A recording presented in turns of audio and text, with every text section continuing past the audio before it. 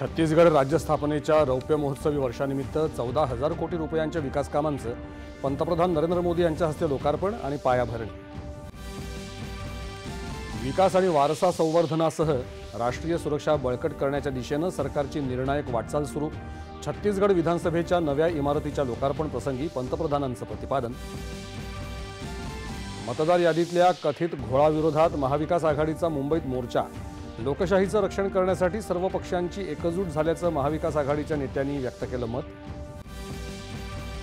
मतदार याद्यांमध्ये सुधारणा करण्याच्या मागणीसाठी न्यायालयात जाणार उद्धव ठाकरे, तर याद्या निर्दोष होईपर्यंत निवडणुका न घेण्याच्या मागणीचा राज ठाकरे यांचा पुनरुच्चार। महाविकास आघाडीच्या मोर्चाला भाजपाचं मूक आंदोलनानं प्रत्युत्तर। निवडणुकीच्या तोंडावर पुन्हा फेक नरेटिव्ह पसरवण्याचा महाविकास आघाडीचा कट। भाजपाचे प्रदेशाध्यक्ष रवींद्र चव्हाण यांचा आरोप। मतदार यादीतल्या घोळाबद्दल आयोगाकडे तक्रार न करता मोर्चातून जनतेची दिशाभूल करण्याचा महाविकास आघाडीचा प्रयत्न। पराभवाची कारणं तयार ठेवण्यासाठीच मोर्चा काढल्याचा बावनकुळे यांचा आरोप। जीएसटी दर कपातीनंतरही ऑक्टोबर महिन्यात जीएसटी संकलनात 4.5% जास्त वाढ।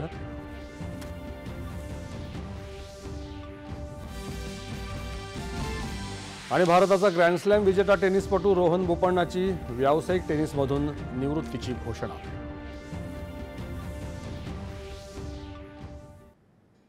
नमस्कार।